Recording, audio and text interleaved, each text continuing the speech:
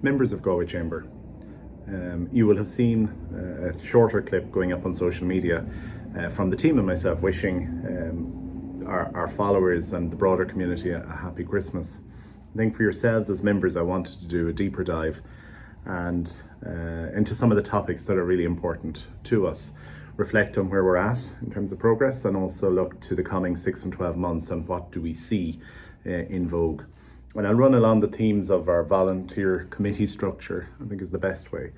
If we look under the areas of transport and housing, which are two critical issues for many of you and indeed your teams. If we look at transport first, we were delighted at the end of last year to see the oral hearing into the Galway City Ring Road approve the road. And then we became aware that there were judicial reviews, which were expected. The view was that the oral hearing decision would stand up. However, we've had a challenge on one of the judicial reviews, and there's a technical issue around timing, which sees both local authorities, Galway City and Galway County Council, going back to the courts with a view to try and get the decision brought back to ABP. So we're looking at a timeline there of 12 to 18 months on that, which is frustrating, to say the least. However, there is still optimism. At government level, the project is supported. At government level, there's commitments to funding. We just have to work through the legal process now to ensure that the decision can be upheld and any new legislation that has come in since that decision has been made is adjudicated on. Aside from that, if we look at infrastructure, we look at two schemes in terms of the Dublin Road Bus Connect scheme and the Cross City Bus Connect scheme. Both those are at various stages going through the statutory agenda. The Cross City Bus Connect is going to be a significant one, running from the hospital to the G Hotel. And that'll see quite a transition to how we use our city centre, the urban core. That's with An Bord Pleanála at present.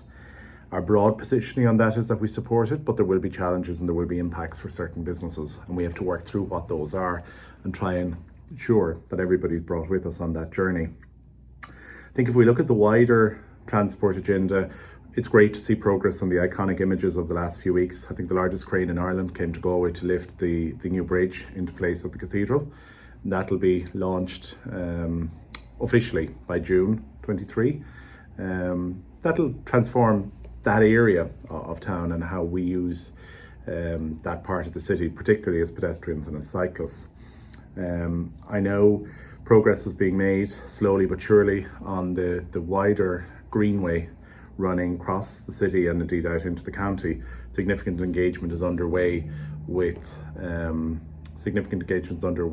the landowners, and there are a lot of landowners to be engaged. But progress is slow there. It's expected to be complete by 2026.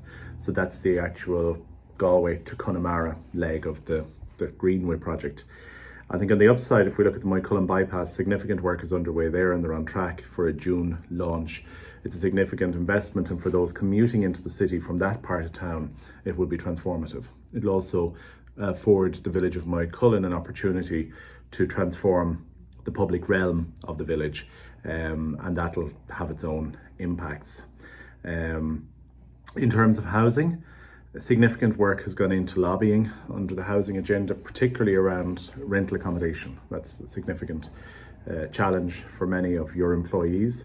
We need to keep landlords in the market, not tax them out of the market, and a lot of our efforts were focused on the budget. We were disappointed with aspects of the budget, quite a number of aspects actually, in terms of on vacant sites and derelict sites. There's room for a lot more aggressiveness in terms of how we police that, and then there have been, I think, counterintuitive measures against landlords that we're very strongly lobbying against, and hopefully we'll see change there. The one positive, I think, coming out of 2022 is the legislation that's in draft form at the moment in the Department of Housing and Planning under Darragh O'Brien, and the focus of that is looking at a significant reform of An Bord Pleanála, significant reform of the statutory planning process in terms of city and county development plans, their frequency, but also in terms of putting timelines on decision making. I think that'll give huge confidence to business, to investors, to project owners, to say, well, at least we know that if we do X, then it goes into on board canola by Y time, then it's going to come out of that process and we'll have a defined exit period, whereby at present that isn't there. So there's a lot in the new draft legislation that we welcome, and we're going to come out strongly supporting that. There are those who are very strong advocates against it. I think that's going to be a challenge, and it's really, really important we as a community unite in supporting that legislation. I think if we look at the business agenda, and business is a very broad term, a significant amount of work has taken place within the volunteer structure, supporting campaigns attracting people to the city. Investment from Fáilte Ireland and Galway City Council has come through ourselves, and everything from influencer campaigns to Shop Local to Black Friday, Cyber Monday, come visit, stay in Galway.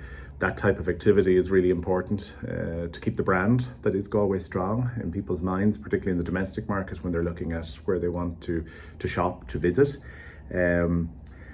Significant work is underway at the moment focusing on the rejuvenation of our city, and there's a number of strands to that, both in terms of specific projects, but also trying to figure out how businesses who want to get involved can be involved in placemaking, can be involved in helping public realm, but also where we need to work more closely and with the local authority in terms of the presentation of the city. And that's with the local authority, but it's also with members. We have a responsibility as a business community as well to do our bit, and it's on the basics. It's around litter, rubbish, waste. How can we make how we do business in the city more sustainable, and how can we work with the providers who are doing their bit, right? I think if we look at Galway and its uniqueness, culture is a driver of business. I'm delighted to be on the board of the newly formed Galway Culture Company, and I think it's significant in terms of the opportunity that we have, using our strong brand in culture and all the wonderful organisations that coexist happily here in Galway, how we can work collectively in partnership and collaboration to seize at a European level a lot more funding and a lot more opportunities for the city. And there's a significant piece of work underway that I think we're going to see a lot of progress on over the coming 12 to 18 months. Many partners, the two universities are involved, Galway City Council, the Culture Company, and also the Northwest Regional Assembly on this particular project.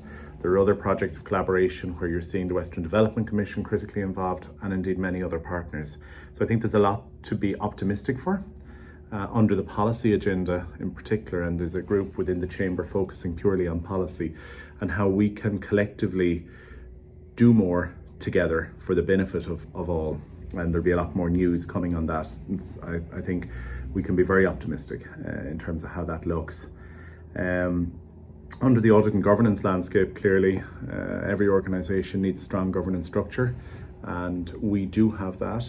And there's a group together at the moment doing a piece of work looking at our constitution and looking as an organisation at our fitness for purpose, and could we be better structured, and what areas within our constitution do we need to look at changing. And we're going to be calling an EGM at the end of Q1 to address and bring some of those issues to you as a membership to adjudicate on. And we'll have some proposals around that, and my hope and intention is that they'll be seen as progressive proposals. Across a whole gamut of areas, if we look at the volunteer structure around the Chamber, there are 25 volunteer council members. There's a core team of 5 of us.